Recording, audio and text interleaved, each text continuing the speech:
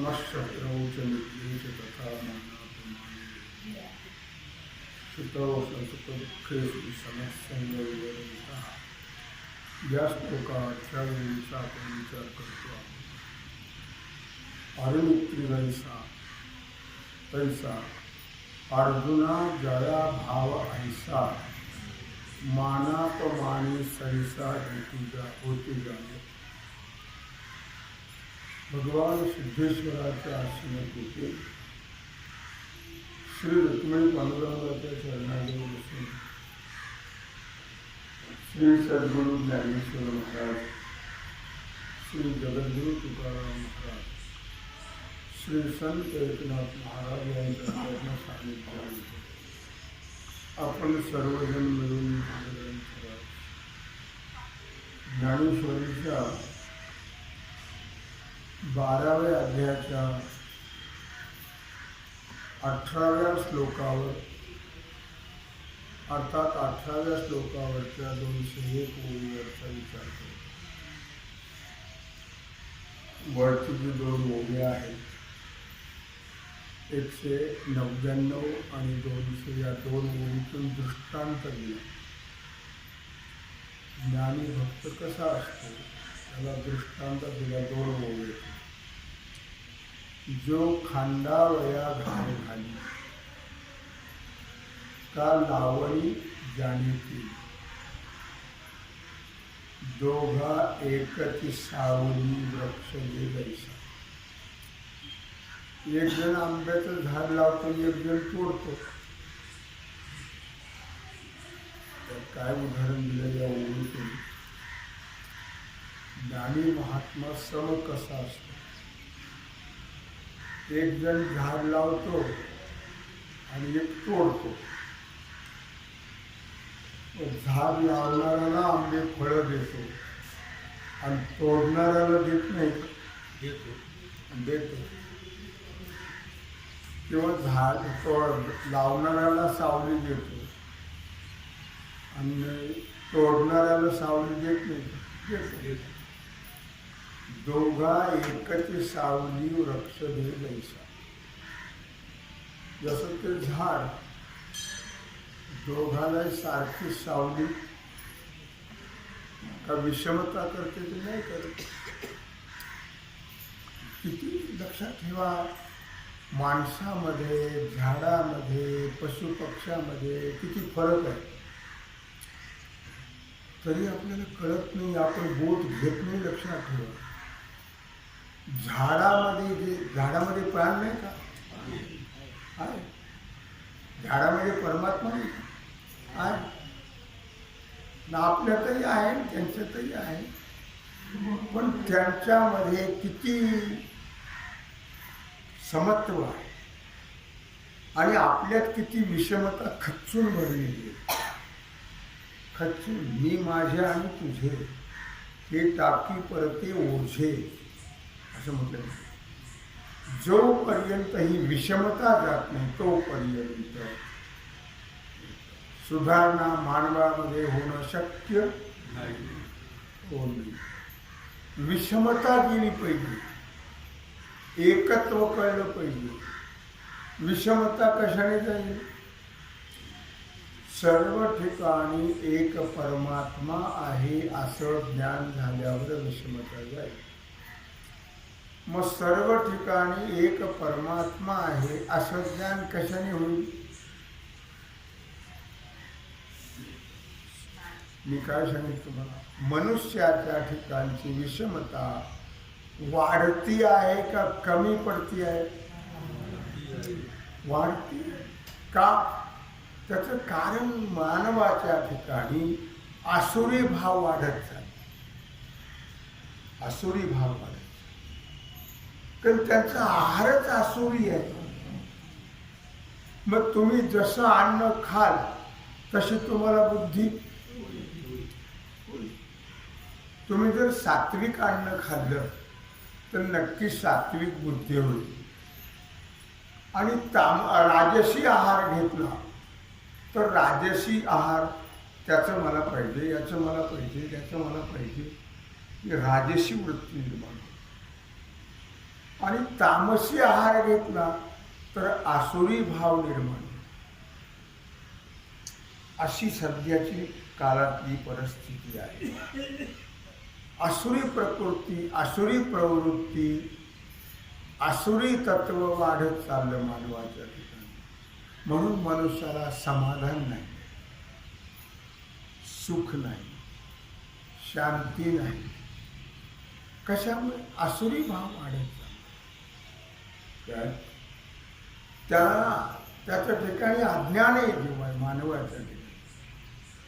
म्हणून मानव, पशुपक्षी, झाडं झुडपं वगैरे हे मानवापेक्षा फार श्रेष्ठ आहेत. पशुपक्षी सुद्धा, झाडं झुडपं सुद्धा मानवापेक्षा श्रेष्ठ आहे. मी म्हणत नाही तू खूप आहे म्हणून, भले तुझं होनी पक्षीराज, तुझ्यापेक्षा पक्षीराज बरे. ते खूप अशा प्रकारे प्रेमाने राहतात, खूप प्रेम करतात एकमेकांवर. तसं माणसाचं नाही ना. मी काय सांगितलं, जो खंडावया घाव घाली का लावणी जयाने केली, दोघा एकतीची सावली वृक्ष जायचा. किती समत्व आहे वृक्षाच्या ठिकाणी. की असं झाड हे दोघाला, तोडणाऱ्यालाही लावणाऱ्यालाही समान सावली देते. नाथराय सुद्धा वर्णन करतात भागवतात 11व्या अध्यायामध्ये 870 जो वृक्षा प्रतिपाळी का जो घाव घाली मुळी, तोच सांगितलं त्यांनी नाथाने दिलं. दोन्ही ते वृक्ष पुष्प फळी समान मेळी संतुष्ट. नाथराय सुद्धा वर्णन करतात की व जो झाडाचं प्रतिपालन करतो, लावतो, पाणी घालतो, सांभाळतो आणि जो मुळावरच घाव घालतो, मग दोघालाही झाड फळं, फुलं, पानं समान देते, सारखं देते. अतिथी आल्या वृक्षापाशी वंचनार्थ न करीत. अतिथी पडका माणूस आहे, रस्त्याने चाललेला माणूस आहे, आणि तो जर झाडाजवळ आला तर झाड त्याला आपले पानं, फुलं, फळं, सावली देत नाही का? देत. का त्याला फसवणी करतो का? नाही करत. पत्र पुष्प, फळपुष्प छायेशी, त्वचा काष्ठाशी सगळं देतो. झाड फळं देतो, फुलं देतो, पानं देतो, काय लाकडंही देतो, सगळं. काष्ठाशी, त्वचा साली देतो, काष्ठ देतो. जो वृक्षाशी प्रतिपाळी, जो झाडाचं पालन करतो त्यालाही देतो. जो अतिथी आलाय ज्याचा काही संबंध नाही त्यालाही देतो सर्व.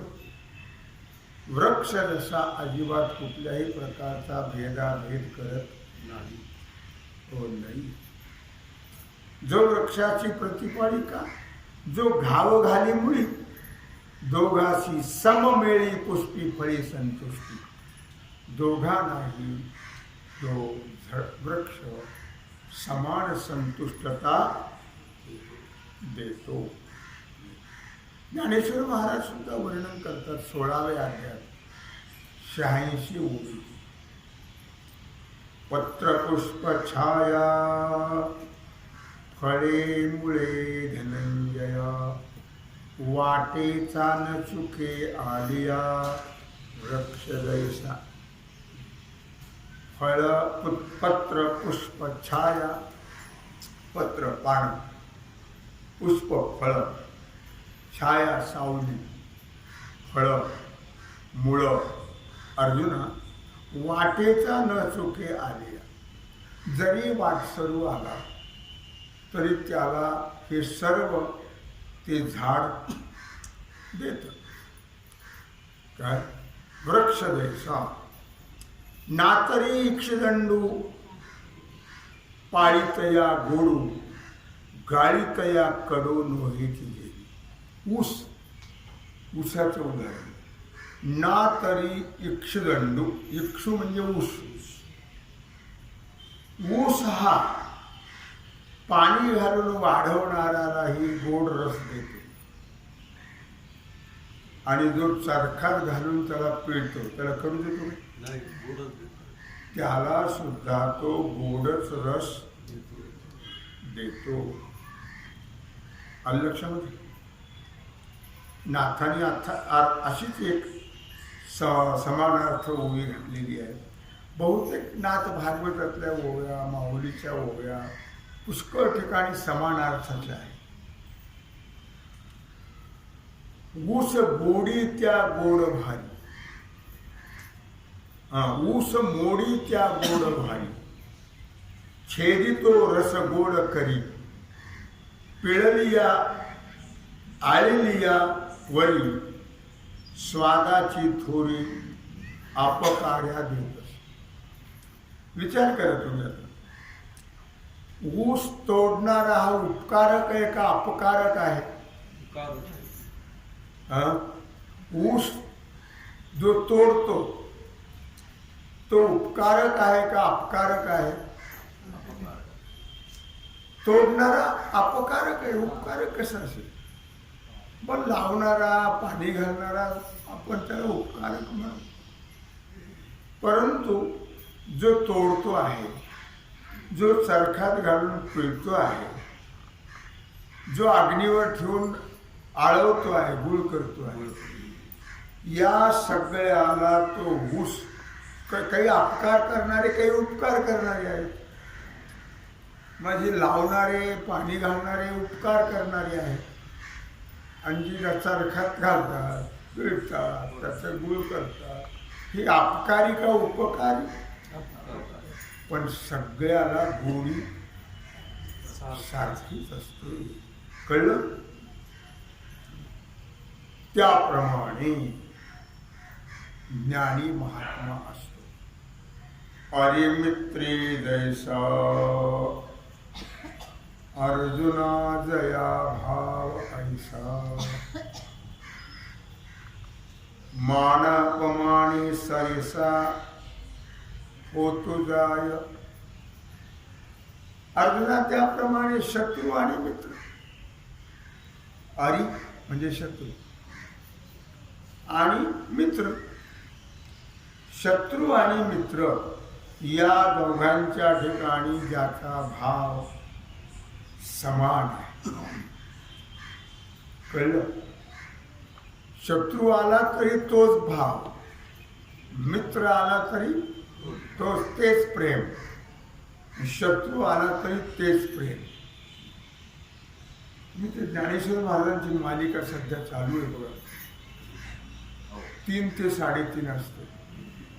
त्याच्या अगोदर 2.5 ते 3.5 नवनाथाचं चालू आहे आणि 3 ते 3.5 सोनी म्हणून ठेवलं. अवश्य बघा. कितीतरी लोक त्याला त्रास देतात, पण ते त्यांचं भलंच करतात, वाईट करणार. त्यांच्यावर ते प्रेमच करतात, शिव्या देत हो नाही. त्यांना संत म्हणतात. त्यांना काय म्हणतात? संत. की ज्यांच्या ठिकाणी शत्रू मित्र भाव समान आहे. शत्रूलाही तेच प्रेम आणि मित्रालाही तेच प्रेम. आपले फार विरुद्ध आहे याच्यात. शत्रू भाऊच आपले शत्रू होतात, कुणाचे वडीलच शत्रू होतात, कुणाचा मुलगा शत्रू होतो, अलीकडे मुलंच बहु अंशाने शत्रू होतो, बहु अंशाने. माझ्याकडे मगाशी एक बाई आली. तिने आपल्या 2-4 तिला 3-4 सासरे होते, म्हणजे सासऱ्याचे भाऊ 3 होते. तर त्याने तिला मला सांगितलं की आमचा एक सासरा आता वागला, एक सासरा पुण्याला वागला, एक सासरा गावी वागला, असे मला ते सांगितलं. पण या प्रत्येकाने आपल्या सोयी करून ठेवल्या. हे सगळे सर्व्हिसला असल्यामुळे त्याने 2-2 फ्लॅट घेऊन ठेवले. 2-2 फ्लॅट. आत्ता मगाची गोष्ट. का 2-2 फ्लॅट घेतले? पुढं काय होतंय कुणास ठाऊक, पुढं काय होतं. आणि पुढं तसंच झालं. पुढे त्यांना दोघा पती पत्नीला वेगळंच राहावं. शत्रू का मित्र? तुम्हाला काय म्हणायचं ते म्हणावं. काय म्हणजे हुशार लोक असतात ते 2-2 फ्लॅट घेऊन ठेवतात.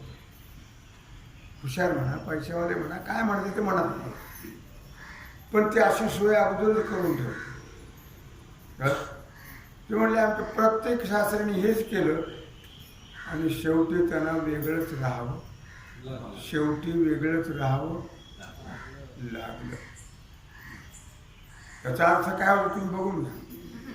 शत्रू म्हणतात का मित्र म्हणतात मुलांना सुद्धा, तोही त्याचा विचार तुम्ही करा. मला करायला वेळ नाही. आई मित्र जैसा अर्जुना भाव जया जैसा. पण संत महात्म्यांच्या ठिकाणी मात्र तुम्हाला काय सांगू, याच्या पुढे जाऊन बोलू का?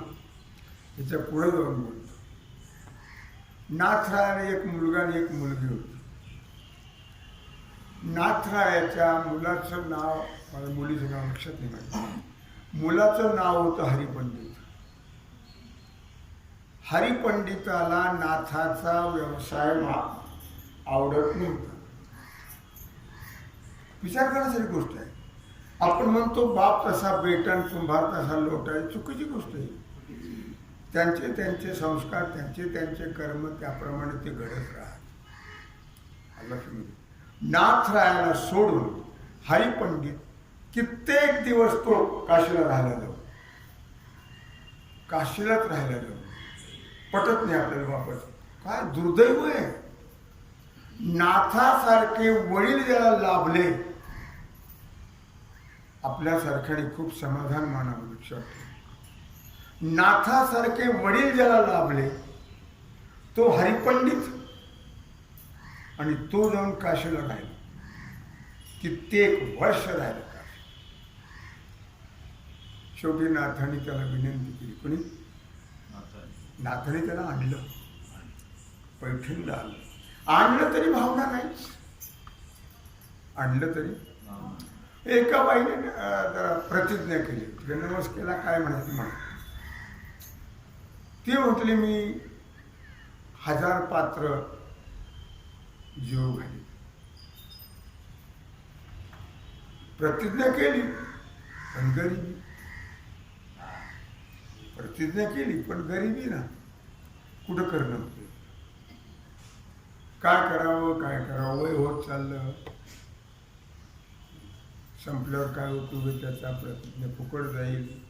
एक तर करू नये प्रतिज्ञा, न करता केली प्रतिज्ञा. आता काय करावं, आता काय करावं. मग एकाने सल्ला दिला, म्हणजे तुला 1000 पात्र जीव घालायचे का? हो म्हणजे घालायचे. का घालत नाहीस? का म्हणजे माझी ताकदच नाही. प्रतिज्ञा तर केली, नवस्त केलं, पण माझी काही ताकद नाही. म्हणजे तुला एक सल्ला देऊ. म्हणजे अवश्य. तर तू भाविक होता का? आणि त्याने नाथाला, संताला ओळखणारी लोक फार क्वचित असतात. कारण दोन्ही दिसती सारे, वर्म जाणे तो पाड. का कृष्ण पिका कृष्ण को भेदो पिक का कही हो. वसंत समय प्राप्ते काक काक पिका पिका. कळत नाही लोकांना, दोघांना सारखंच राहतात.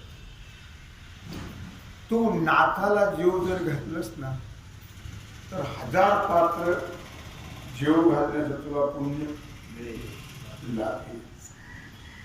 आता ती भाविकच होती, ती काही नास्तिक नव्हती. तिला पटलं ते. मग तिला नाथाला आमंत्रण निमंत्रण दिलं. तिला नाथा माझ्या जेवायला याल. ते म्हणले येईल. मी का सांगतो आरिमित्री जैसा, लक्षात ठेवा. कशाला सांगतो ते? अर्जुना जया भाव ऐसा. मानापमानी सरिसा होतू जाय. ठीक आहे, तुम्हाला अनेक वेळा हा दृष्टांत सांगितला, वेळ प्रसंग आल्यावर सांगावा लागतो. असा प्रसंग आला म्हणून सांगतो. नाथांनी सांगितलं काय कधी, तर म्हटले मी उद्याच तयारी करते. ठीक आहे, पण म्हणले आम्ही दोघं येऊ. म्हणले फारच चांगलं. हरिपंडिताला आणलं होतं काशीवरून. हरिपंडिताची अजूनही श्रद्धा नव्हती. दोघंही येऊ म्हणले उत्तम. झालं. दुसऱ्या दिवशी सगळी तयारी झाली. दोघंही आले. 2 पात्र, पाठ, रांगोळ्या, फाट सगळं केलं.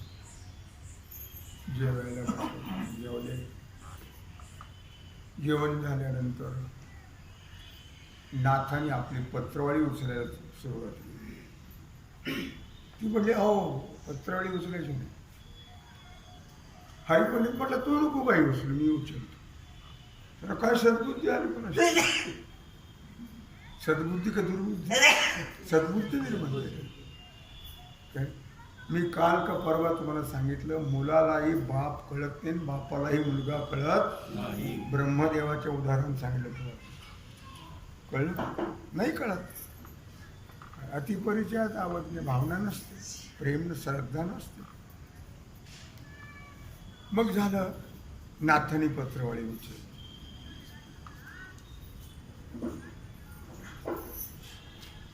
इकडे लक्ष ठेवत नाही.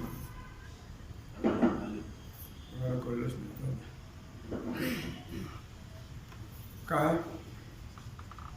उचलली पत्रवाळी. तुम्ही लक्ष ठेवलं. मोबाईलकडे बंद पडलं. टाकायला गेले, टाकून आले की पुन्हा तयार. ती उचलली, निघून टाकायला गेली, पुन्हा तयार. अरे त्याला आश्चर्यच वाटलं. ते मोजत राहिले आणि बाहेर नेऊन टाकीत राहिले. 1000 पात्रावर. किती? 1000. आणि तिथून पुढे त्याने नाथाला लोटांगण घातलं. आणि तिथून पुढे फार थोडे दिवस राहिले होते. नाथाला तो मानू लागला. कळलं? म्हणजे प्रेम, भाव, श्रद्धा, मुलं सुद्धा विरोधात जात नाहीत, शत्रू होत नाही असं नसतं. सगळ्याला कळतं का? सगळ्याला वडील कळतात असं नाही. सगळ्याला मुलं कळतात असं नाही. वसुदेवाला कळलं मुलं, नंदाला कळलं, यशोदेला कळलं, देवकीला कळलं नाही का? त्यांना सुद्धा आपला मुलगा कोण आहे हे कळलं नाही. नारदाला सांगितलं वसुदेवाने, माझा पुत्र श्रीकृष्ण जाण. माझा मुलगा कोण आहे? श्रीकृष्ण. मदन सांगेची ब्रह्मज्ञान. माझा मुलगा आहे प्रत्यक्ष, पण मला ब्रह्मज्ञान तो सांगत नाही. कसं काय सांगेल? मुलाकडे काय दृष्टीने पाहतात ते? मुलगा आमच्या पोटी जन्माला आम्हाला शहाणपण शिकवतो असं होत. आदर राहत नाही.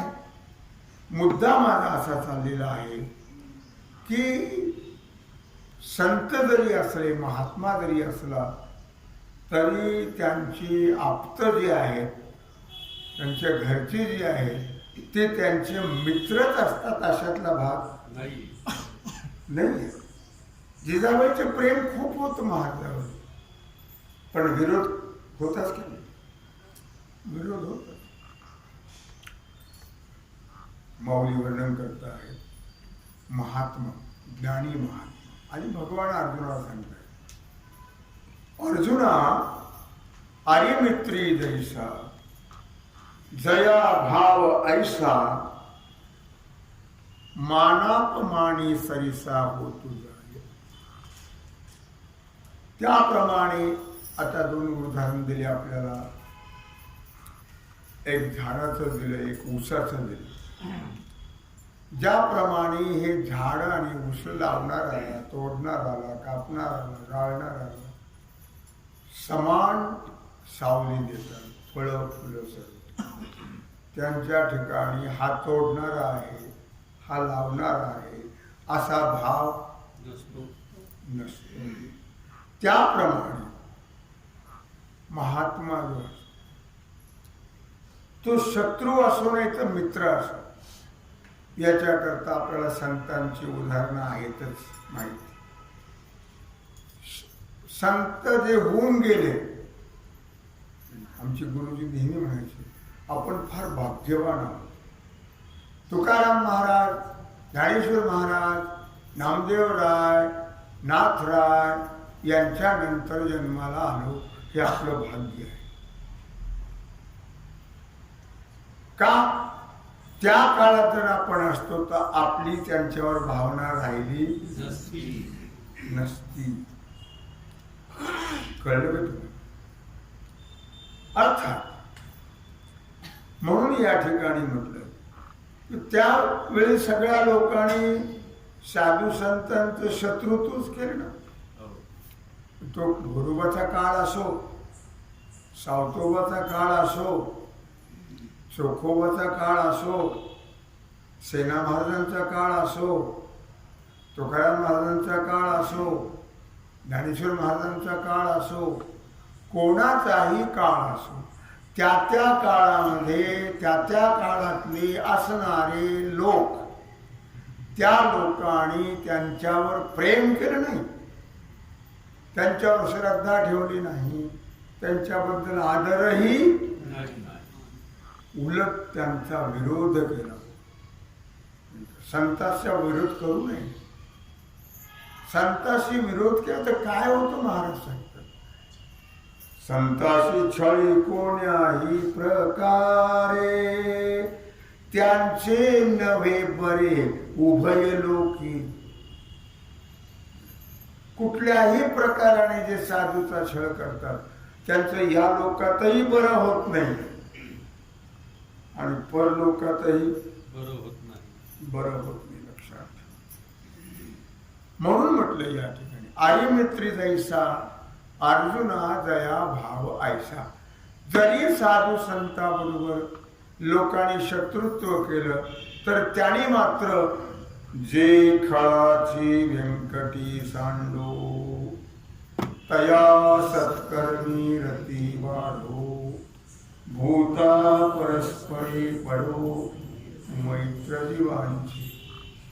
त्यांनी मात्र जगाबद्दल काय मागणी मागितली? जगाचा दुष्टपणा जावो आणि त्यांना सज्जनत्व प्राप्त हो. कुणाचं कोणी वाईट जरी छळलं, त्याला वाईट जरी चिंतलं, त्यांचं वाईट जरी करण्याचा प्रयत्न केला तरी संतांनी त्यांच्या चांगल्याचाच प्रयत्न. सर्वेत्र सुखिनः सन्तु सर्वे सन्तु निरामयाः सर्वे भद्राणि पश्यन्तु मा कश्चित् दुःख भाग भवेत्. म्हणून म्हटलं या ठिकाणी हरिमित्री जैसा अर्जुना दया भाव ऐसा मान अपमानी सरिसा होतो. कोणी मान केला तरी तेच प्रेम आणि कोणी अपमान केला तरी तेच प्रेम. संतांची ही परिस्थिती आहे ज्ञानी महात्म्याची. मान करो कोई ऊपर मारो, मज हेही नाही मज तेही नाही. मला कोणी मान केला आमचा तरी आम्हाला त्याच्याबद्दल दुःख सुख नाही, अपमान केला तरी दुःख. तथा मान अपमान हो, दोन्ही समान. मान आणि अपमान दोन्हीही समान. अर्थातच अशी त्यांच्या मनाची साम्य अवस्था झाली. कुणाच्या? ज्ञानी महात्म्यांच्या मनाची साम्य अवस्था झालेली असते. नाथराय म्हणतात जववरी द्वैताचे ज्ञान तवरी विरोधाचे कारण अविद्या एकच आपण तीर्थ वैरी कोण कोणाचा अविद्या जववरी द्वैताचे ज्ञान तववरी विरोधाचे कारण जोपर्यंत मनुष्याला द्वैत कळतं अद्वैत कळत नाही, अभेद कळत नाही, जोपर्यंत मनुष्याच्या ठिकाणी द्वैताचं भान आहे भेदभाव आहे जोपर्यंत आलं लक्षात तोपर्यंत विरोधाला कारण असतच जोपर्यंत अद्वैत ज्ञान होत नाही जोपर्यंत अभेद ज्ञान होत नाही तोपर्यंत विरोध राहणारच जोपर्यंत वेगळं वेगळं वाटतं एक कळत नाही तोपर्यंत विरोध राहणारच हे लक्षात असू सर्व आपण एकच भरलेलो आहोत सर्व ठिकाणी एकच परमात्मा आहे तुमच्यात काय माझ्यात काय कोणात काय पशुत काय पक्षात काय झाडात काय दगडात काय सगळ्या ठिकाणी काय आहे एक परमात्माच भरलेला आहे अशी भावना उत्पन्न झाली तर तिथे कोणाचा कोणी वैरी होत नाही, नाही कारण शत्रू मित्र भाव नेहमी कशात असतो द्वैता भेदामध्ये शत्रू मित्र भाव असतो आणि जिथं भेद आहे त्याला प्रपंच आहे प्रपंच हा भेदातच असतो लक्षात अभेदामध्ये परमार्थ असतो तुम्ही म्हणलं या प्रपंच करणारे महात्मे मग त्यांच्या ठिकाणी अभेद ज्ञान झालेलं आहे असू दे त्यांचा प्रपंच तर तो प्रपंच फार वेगळा आपला प्रपंच फार वेगळा आहे ते अभेद तत्व बोधावर जाऊन प्रपंच करतात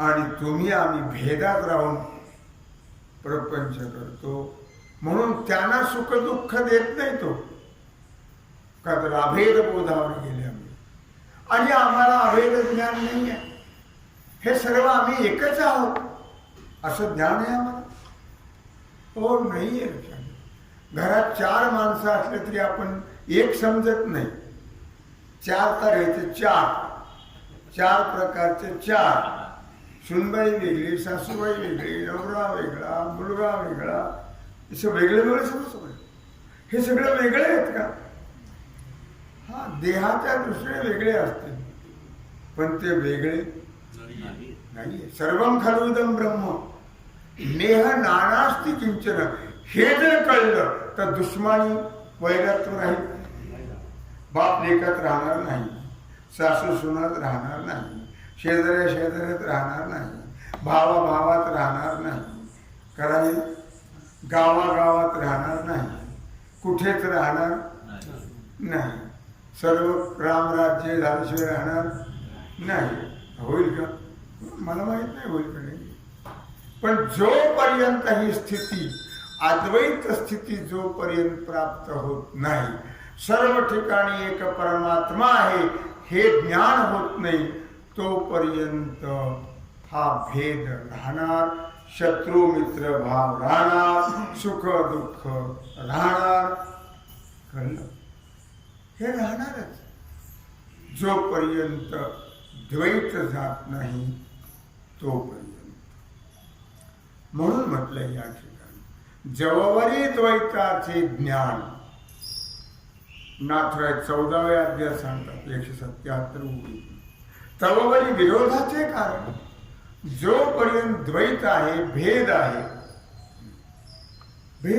तोपर्यंत राहणारच आहे आपण सगळे एक आहोत असं कळलं की सगळंच गेलं आणि सगळ्याबद्दल काय निर्माण होईल प्रेम. सख्या भावाची मुलगी जरी असली काय तरी पण ती बाई तिला समजत नाही भावाची मुलगी म्हणून. ती शत्रू समजते तिला.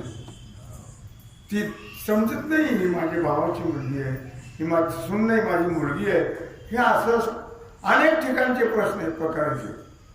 अनेक ठिकाणचे प्रपंचामध्ये असं घडलेलं आहे आणि घडत राहिले. कारण भेद अज्ञान जात नाही ना. अज्ञान जोपर्यंत जात नाही. आता आपण सगळे एकच आहेत. सुनबाई कोणा करता आले? आपल्या मुला करता आले. मग सून आपलीच आहे का नाही? तिलाही कळत नाही सासू आपली आहे आणि हिलाही कळत नाही सून आपली. हिला जर कळलं सासू आपली आहे का तर सासूला सुद्धा नक्की कळेल सून आपली आहे. सुना काय कळलं? जर हिला कळलं किंवा सून आपली आहे तर नक्कीच तिलाही कळेल की सासू आपली आहे. तिलाही वाटत नाही आपली, हिलाही वाटत नाही ती आपली आहे.